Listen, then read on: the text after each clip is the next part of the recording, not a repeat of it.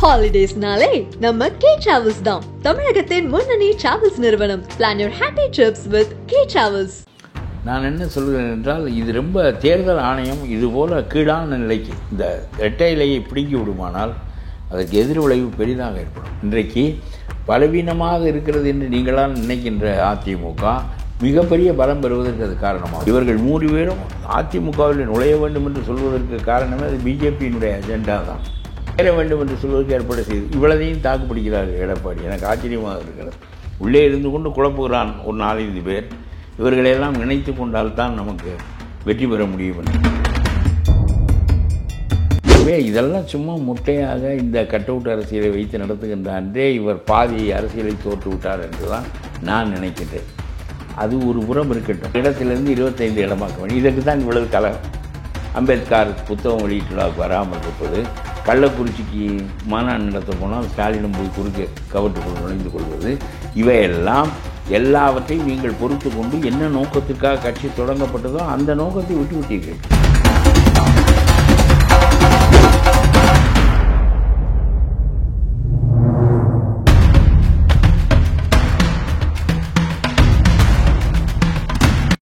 Again Tamil has the highest viewership in India, USA, UK, Dubai, UAE, Saudi, Malaysia, Singapore, Norway, Sweden, Switzerland and Denmark. Join us and take your business to the world. வணக்கம் ஆகாயம் நண்பர்களே. அதிமுகவின் இரட்டையிலை தப்புமா? விஜய் கட்சியில் என்ன குழப்பம்? இதை பற்றி பேசுவதற்காக தமிழக தண்டியுரிமை கழகத்தின் தலைவர் திரு பழக்கருப்பையா நம்முடன் இணைகிறார். வணக்கம் திரு பழக்கருப்பையா. அதிமுகவுடைய இரட்டைலைக்கு பிரச்சனை இருக்கா? இப்போ பிரச்சனையை உருவாக்கி இருக்கிறார்கள். ஏற்கனவே இரட்டை இலை அவர்களுக்கு உரியது என்று சொல்லி அவர்கள் தேர்தலை சந்தித்து தோற்று அல்லது வெற்றி பெற்று ஏதோ ஒன்று நடந்திருக்கிறது. ஒரு முறை ஒரு தேர்தல் ஆணையம் ஒரு கட்சியினுடைய சின்னம் பற்றி முடிவு செய்துவிட்டால் பிறகு மீண்டும் கோர்ட் அவர்களையும் விசாரிங்கள் என்று சொல்வதும் பிறகு இவர்கள் அதையெல்லாம். ஆகவே இது எல்லாமே ஆட்சிக்கு உட்பட்டு தான் நடக்கிறது என்று எனக்கு தோன்றுகிறது. இப்படி இந்த மாதிரி ஒரு முறையில் அப்புறம் வேறு யாருமே செயல்பட முடியாது. இன்றைக்கு நீ ஆட்சியில் இருப்பாய், நாளைக்கு நீ யாரையெல்லாம் ஒழிக்க நினைத்தாய் அவர்கள் ஆட்சிக்கு வருவார்கள், பிறகு உன்னை ஒழிப்பார்கள். இதே வேலையாக அரசியல் நடந்தால் மக்களிடம் ஆதரவு இருந்தால் நீ ஆட்சியில் உட்கார், மக்களிடம் ஆதரவு இல்லை என்றால் வீட்டுக்கு போ. சின்னம் என்பது ஒரு அடையாளம், ஒரு கட்சிக்கு ஓட்டு போடுவதற்குரிய அடையாளம். அதை பிடுங்கி விட்டால், பழக்கப்பட்ட சின்னத்தை பிடுங்கி விட்டால் அவனுக்கு படிக்காத மக்கள், கிராம மக்கள் குழம்புவார்கள், அதனாலே வாக்கு பதிவாவது குறையும் என்றெல்லாம் நினைப்பது என்பது அவனுக்குரிய வாக்குகளை அவன் பெறுகிறான், உனக்குரிய வாக்குகளை நீ பெறு. ஒரு நேர்மையும் இல்லை என்றால் ஜவஹர்லால் நேரு இதை செய்ய மாட்டார், வல்லபாய் பட்டேல் இதை செய்ய மாட்டார், ராஜாஜி இதை செய்ய மாட்டார், லால் பகதூர் சாஸ்திரி, மன்மோகன் சிங் போன்றவர்களெல்லாம் இதை செய்ய மாட்டார்கள். இது ரொம்ப கேவலமான ஆட்சி முறையாக இருக்கிறது. ஏனென்றால் இந்த தேர்தல் ஆணையத்தில் ஏற்பட்ட குழப்பம்தான் இதற்கு காரணம். உங்களுக்கு சொல்லுகிறேன், இவர்களுக்கு இரட்டையிலையை கொடுக்காமல் போக முடியும் என்று நான் நினைக்கவில்லை. ஏனென்றால் ஓபிஎஸ்க்கு அவருடைய நிழல் தான் பின்பற்றுவோராக இருக்கிறது. அதுபோல் தினகரன் என்பவர் பிஜேபியினுடைய வாளாக தோளாக ஆகிவிட்டார். தேர்தலில் வெற்றி பெற்ற பிறகு அண்ணாமலை சொன்னார் தினகரன் தான் அதிமுகவினுடைய தலைவராகி விடுவார் என்றெல்லாம் சொல்லுகிற அளவுக்கு இவர்கள் ஒன்றுக்குள் ஒன்றாக இருக்கிறார்கள். நான் என்ன சொல்கிறேன் என்றால், இது ரொம்ப தேர்தல் ஆணையம் இதுபோல் கீழான நிலைக்கு இந்த இரட்டை இலையை பிடுங்கி விடுமானால் அதற்கு எதிர் விளைவு பெரிதாக ஏற்படும். இன்றைக்கு பலவீனமாக இருக்கிறது என்று நீங்களால் நினைக்கின்ற அதிமுக மிகப்பெரிய பலம் பெறுவதற்கு அது காரணமாகும். அது எப்படி இரட்டையிலை இல்லாமல் எப்படி பலம் பெறும்? இல்லை, அதெல்லாம் சும்மா. அந்த சீமானுக்கு மெழுகுத்தி கொடுத்தார்கள், அவனுக்கு ஓட்டு 8% வாங்கினாரே. மெழுகுத்தியே ஏதோ ஒன்று கொடுத்தார்கள், ஏதோ ஒரு சின்னத்தை பிடுங்கி விட்டு ஒரு சின்னத்தை கொடுத்தார்கள், ஏதோ உழவன் சின்னமோ என்னமோ வைத்திருந்தார். மைக்கு கொடுத்தார்கள். ஆமாம், 8% வாங்கினார். பிறகு இவருடைய விஜயினுடைய என்ட்ரி போன்றவற்றால் அவர் சரிகிறாரே தவிர ஒலி வாங்கி என்கின்ற தேர்தல் சின்னம் மாறியதால் அவர் அடிந்தார் என்று சொல்ல முடியாது. ஆனால் இதனால் மக்களிடம் ஒரு சினம் ஏற்படும். நல்லதோ கெட்டதோ அவனுக்கு ஓட்டு போடாதவன் கூட போடுவான். எதற்காக? ஒரு கட்சியை ஒழிப்பதற்கு. ஒரு தேர்தல் ஆணையம் நினைத்தால், ஒரு மோடி நினைத்தால் தேர்தல் ஆணையம் அவருடைய கையாளாக இயங்கும். பிறகு தேர்தல் ஆணையம் கையாளாக இயங்கினால் அவருடைய சின்னத்தை பறிப்பீர்கள், அவருடைய கட்சியை குலைப்பீர்கள், எல்லாவற்றையும் செய்வீர்கள் என்று சொன்னால் இதனால் மக்கள் சினம் கொண்டு நீ சின்னம் மாறினால் போட மாட்டோம் என்று தான் நினைக்கிறாய், நாங்கள் நினைவு வைத்து கொண்டு போடுகிறோம் என்கின்ற அளவுக்கு அவர்கள். அந்த அளவுக்கு எடப்பாடி ஆளுமை கொண்டவரா? சீமானுக்கே வந்திருக்கிறதே. மைக்கு மாறியதால் அவர் ஒன்றும் ஆகவில்லையே. சீமானெலாம் என்ன கட்சி அது? ஆகவே அந்த கட்டம் நிறைவேறும். அதனாலே மோடிக்குத்தான் பாதிப்பே தவிர எடப்பாடி வசீகர் இருக்காங்க. இப்பொழுது என்ன இல்லை, 21% வாக்கு வாங்கியிருக்கிறார். அவருடைய பர்சனாலிட்டி என்பது பர்சனாலிட்டி ஓரியன்ட் அல்ல. ஒரு ஊன்றி கொண்ட கட்சி பெரும்பாலும் அப்படியே ஓடிக்கொண்டே இருக்கும். என்ன, எப்பொழுதும் power is the semantic force. Power அவர்களை ஒன்றுபடுத்தி வைத்திருந்தது. பிறகு இன்னொரு முறை ஆட்சிக்கு வர முடியும் என்கின்ற அமைப்பு இருக்கின்ற காரணத்தினாலே அவர்கள் அந்த வெற்றி பெறாது என்று தெரிந்தால்தான் அந்த கட்சிகளெல்லாம் சிதறும். உறுதியாக வெற்றி பெறாது என்று தெரிந்தால் வேறொருவர் அந்த இடத்துக்கு வருவார். ஆகவே நான் என்ன சொல்கிறேன் என்றால், இந்த தேர்தல் ஆணையம் இதுபோன்ற செயல்களில் ஈடுபடுவதற்கு காரணம் என்ன என்றால், மோடியால் நியமிக்கப்படுகிறவர்கள் தேர்தல் ஆணையத்துக்கு வருகிறார். ஆனால் ஓபிஎஸ் இபிஎஸ் சேர வாய்ப்பு இருக்கு. அதுக்கான நிர்பந்தமாக இது இல்லை, ஓபிஎஸ் உள்ளே போக வேண்டும் என்று நினைப்பேன். அந்த ஒன்றை சொல்லிவிடுகிறேன். தேர்தல் ஆணையம் 3 பேர் நியமனம் பெறுகிறார்கள். ஒவ்வொரு உறுப்பினரும் நியமனம் பெறுகின்ற போது அவர்கள் யாரால் தேர்ந்தெடுக்கப்பட வேண்டுமென்றால், பிரதம மந்திரியால், எதிர்க்கட்சி தலைவரால், தலைமை நீதிபதியால். இப்பொழுது எதிர்க்கட்சி தலைவர் தேர்வு செய்கின்ற இடத்தில் இருக்கிறார். இவரே ஒரு ஆளை தேர்ந்தெடுக்கிறார். இவருடைய மந்திரியும் அதே ஆளை உறுதி செய்கிறார். ஆகவே ஒரு ஆளுங்கட்சி 2 பேர் இருந்து கொண்டு 3வது ஆள் எதிர்க்கட்சி என்று வைத்த பேர் பயனே இல்லை. இதற்கு நீயே நேரடியாக நியமித்து விட்டு போகலாம். சீஃப் ஜஸ்டிஸினுடைய இடத்தில் தன்னுடைய மந்திரியை வைத்துக் கொள்கிறார் மோடி. சீஃப் ஜஸ்டிஸை கூப்பிட்டு சொல்லியும் அவர்கள் தலைமை அலுவலகத்துக்கு கடிதங்கள் அனுப்பியும் அது முறையல்ல. ஜுடிஷியரி எப்படி இண்டிபெண்ட்டாக இருக்க வேண்டுமோ அதுபோல் தேர்தல் ஆணையம் சுயேட்சையாக இருந்தால்தான் இந்த நாட்டிலே நீதியும் நிலவும் ஜனநாயகமும் நிலைக்கும் என்று சொன்ன பிறகு நம்முடைய மோடி அதற்கு கட்டுப்படவில்லை. செய்கிறார். அப்புறம் என்ன செய்வது? நீதிமன்றம் இந்த தேர்தல் ஆணையத்தை கலைத்து விட்டு அது வேற ஒரு காரியத்தை செய்ய முடியுமா? எல்லாமே நடக்கிறது இந்த நாட்டிலே, அநீதியாக முறைகேடாக நடக்கிறது. பிறகு அந்த ஆணையம் அவர் சொல்வதைத்தான் கேட்கிறது. இது நீதிமன்றங்கள் எத்தனையோ குளறுபடிகள் செய்யும். ஏற்கனவே ஒரு முறை உறுதிப்படுத்தப்பட்டு விட்ட பிறகு மீண்டும் இரட்டை இலைக்குரிய வழக்கை மறுபடியும் எடுத்து மறுபடியும் இவருடைய கருத்தையும் கேளுங்கள் என்று சொன்னால் அப்புறம் மக்களெல்லாம் நினைக்கிறார்கள் ஏதோ ஒன்று நடக்கிறது. ஓபிஎஸ் 100% பிஜேபியினுடைய கையாள், தினகரன் அவருடைய கையாள், சின்னம்மா அவருடைய கையாள். இவர்கள் 3 பேரும் அதிமுகவில் நுழைய வேண்டும் என்று சொல்வதற்கு காரணமே அது பிஜேபியினுடைய அஜெண்டா தான். பிஜேபி என்ன விரும்புகிறதோ அதை செய்வதற்கு இவர்கள் 3 பேரையும் உள்ளே திணிப்பார்கள். அதற்கு சில பேரை அதிமுகவில் ஏற்பாடு செய்து வைத்திருக்கிறார்கள், அவர்களை சேர்க்க வேண்டும் என்று சொல்வதற்கு. இவர்களை சேர வேண்டும் என்று சொல்வதற்கு ஏற்பாடு செய்து இவ்வளதையும் தாக்குப்பிடிக்கிறார்கள் எடப்பாடி. எனக்கு ஆச்சரியமாக இருக்கிறது. உள்ளே இருந்து கொண்டு குழப்புகிறான் ஒரு 4-5 பேர். இவர்களையெல்லாம் இணைத்து கொண்டால்தான் நமக்கு வெற்றி பெற முடியும் என்று 6-7 பேர் பேசிகிட்டு இருக்காங்க. இடைவிடாமல் பேசுகிறார்கள் இவர்களை இணைத்து கொள்ள வேண்டும் என்று. ஆனால் இவர்கள் ஏன் எல்லோரும் இணைய வேண்டும் என்று நினைக்கிறார்கள் என்றால், இந்த 3 பேரும் உள்ளே போவது பிஜேபியினுடைய விருப்பத்தை நிறைவு செய்வதற்காக. இவர்கள் உள்ளே போய்விட்டால் நாம் பிஜேபியோடு கூட்டணி சேர்ந்து தான் இந்த தேர்தலை சந்திக்க வேண்டும் என்பதை வலியுறுத்தி அதை செய்துவிட முடியும் என்று அவர்கள் கருதுகிறார்கள். அப்படி நடந்தால் மறுபடியும் எடப்பாடி மாற்றுக் கட்சியாக இருக்கின்ற நிலையிலிருந்து அவரை கீழே இறக்கி படிப்படியாக பிஜேபியை மேலேற்றுவதற்காக நடக்கின்ற இன்னொரு முயற்சி. ஆனால் இந்த மானங்கட்டவர்கள் பிஜேபி இருக்கிறார்களே, இவர்கள் தனியாக நிற்போம் என்றார்கள், வானத்தை வில்லாக வளைப்போம் என்றார்கள், மணலை கைதாக திரிப்போம் என்றார்கள். ஒன்றும் நடக்கவில்லை என்றவுடன் பல ஆயிரம் கோடி பணம் வந்தது இங்கிருந்து. இவர்கள் சுருட்டியது போக இவர்கள் பெருமணம் செலவழித்திருக்கிறார்கள். அண்ணாமலை ஒரு தேர்தலுக்கு 200 கோடி ரூபாய் செலவு செய்திருக்கிறார். இவ்வளவு பல ஆயிரம் கோடி. திமுக எப்படி பணம் வைத்திருக்கிறதோ அதுபோல் மோடி தனியாக லஞ்சம் வாங்குவதில்லை என்பதை தவிர அதானி போன்றவர்களையெல்லாம் பெரும் நிறுவனங்களையெல்லாம் பல ஆயிரம் கோடியை இறக்க செய்கிறார்கள். நம்முடைய மார்ட்டினே 1200 கோடி ரூபாய் கொடுத்துருக்கிறாரே மோடிக்கு, 500 கோடி ரூபாய் திமுகவுக்கு கொடுத்துருக்கிறாரு.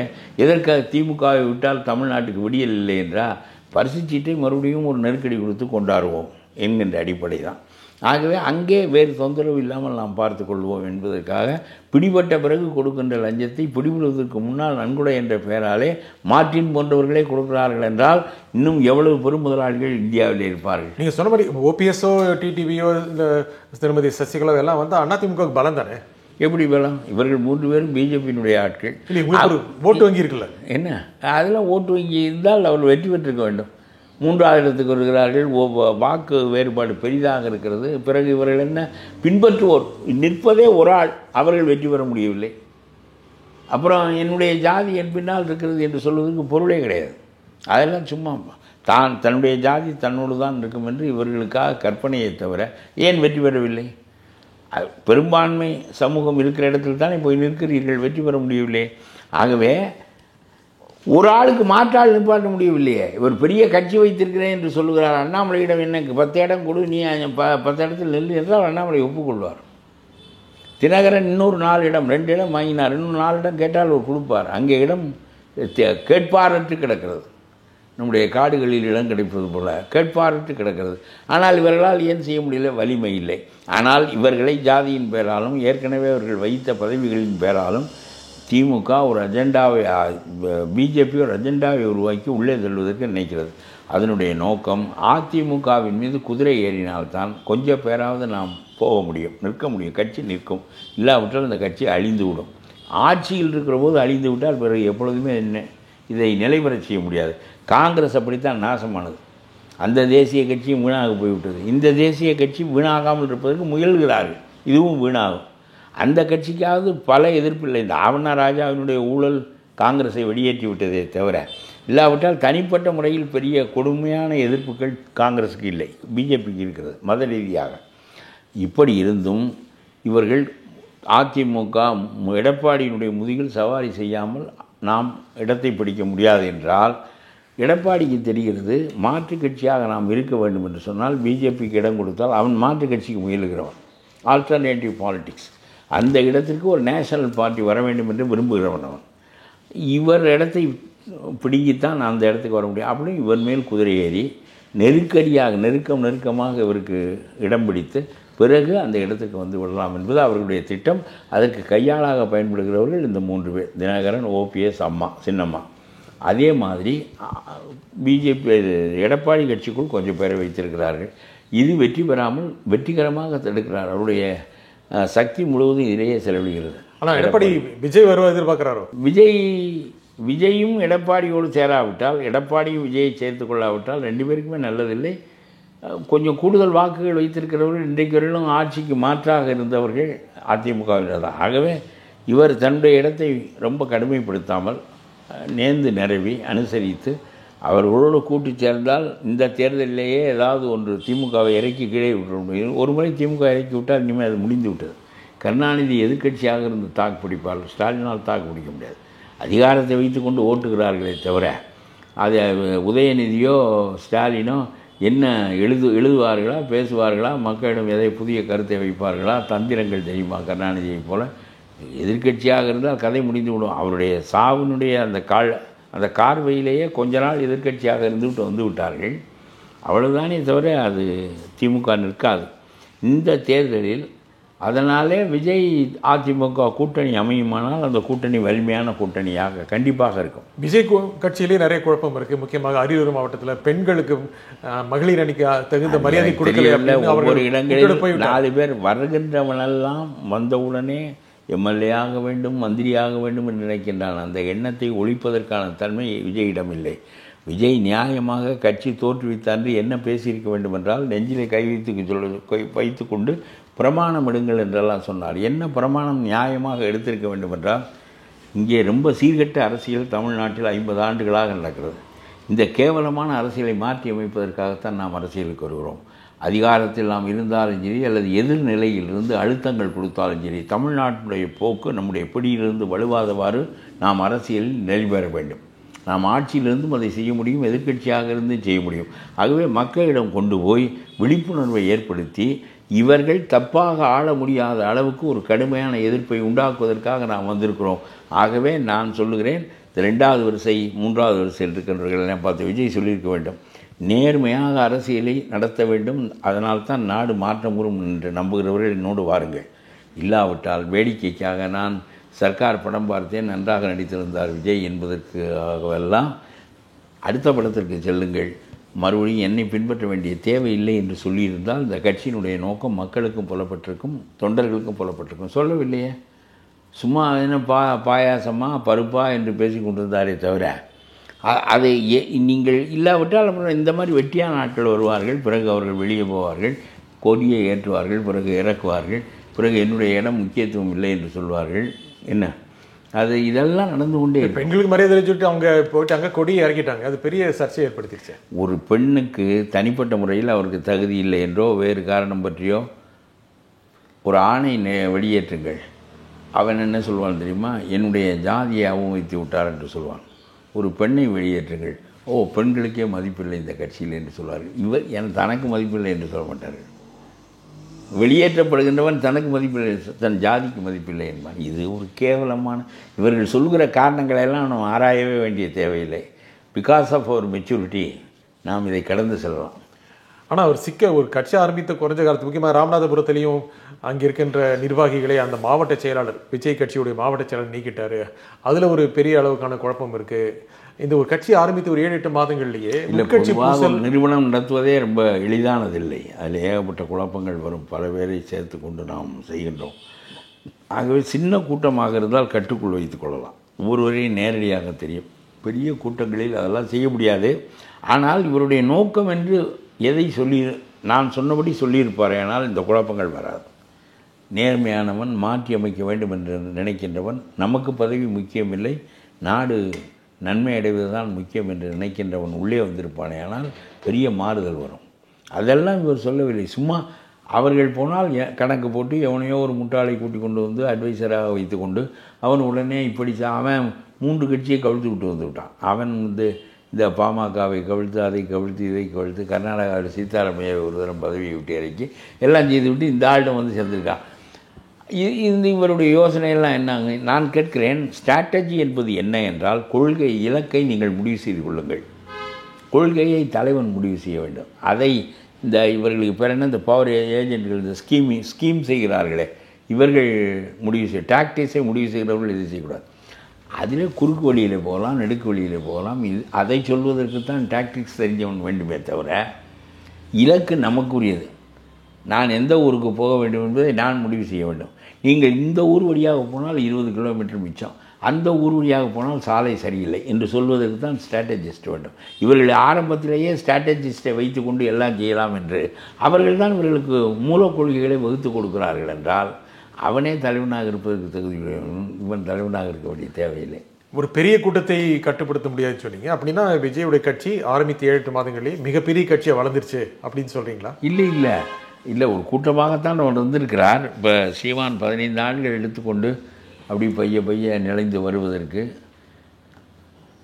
அதாவது ஓட்டு போட எப்பொழுதுமே ஆளுங்கட்சிக்கு போட வேண்டாம் என்று சொல்லுகிறவன் விஜயகாந்துக்கு ஒரு காலத்தில் போட்டான், விஜய்க்கு ஒரு காலத்தில் போடுகிறான். இப்போ அது விஜய்க்கிறேன் நம்முடைய சீமானுக்கு.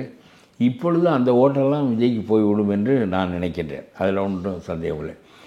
3 சொல்லுகிறார்கள்.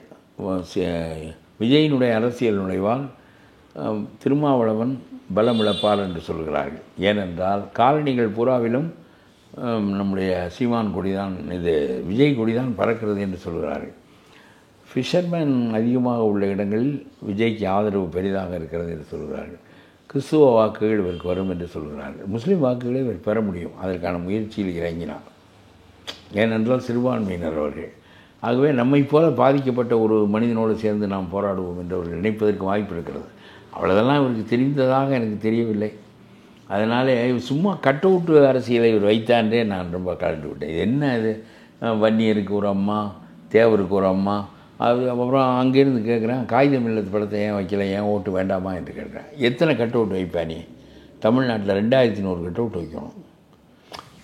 இது என்ன அரசியல் என்று இவருக்கு கற்றுக் கொடுக்குறார்கள். இதை வெளியே வைத்து இவர்கள் கொள்கைகள் எங்களுக்கு வழிகாட்டுகின்றன. அந்த அம்மாளுக்கு, கடலூர் அம்மாவுக்கு என்ன பெரிய கொள்கை இருக்கிறது? சுதந்திர போராட்டத்தில் ஈடுபட்டார் என்பது வேறு. நிகழ்கால பொருளாதார, சமூக, அரசியல் பிரச்சனைகளில் அவர் எடுத்த எந்த நிலைப்பாடு இவர்களுக்கு வழிகாட்டும். ஆகவே இதெல்லாம் சும்மா முட்டையாக இந்த கட் அவுட் அரசியலை வைத்து நடத்துகின்ற அன்றே இவர் பாதி அரசியலை தோற்றுவிட்டார் என்று தான் நான் நினைக்கின்றேன். அது ஒரு புறம் இருக்கட்டும். இப்படியே இந்த திமுக இவ்வளவு கோர்ட்டுகளில் கைதியாக கொண்டு வரப்பட்டவனை வெட்டுகிறார்கள். ஒரு சட்டம் ஒழுங்கும் இல்லை. அவன் சிறைக்கு போயிருக்கிறான், அவன் கொலை செய்தவன் சிறைக்கு போயிருக்கிறான், அவனை விசாரணைக்கு அழைத்து வருகிறார்கள். எதிர் தரப்பினர் அவனை வெட்டி விட்டு போகிறார்கள். இவனுக்கு போலீஸ் பாதுகாப்பு 2 பேர் இருக்கிறார்கள். ஒரு முயற்சி, ஒரு சண்டை எதுவும் நடக்கவில்லை. இவன் செத்து போய்விட்டான்.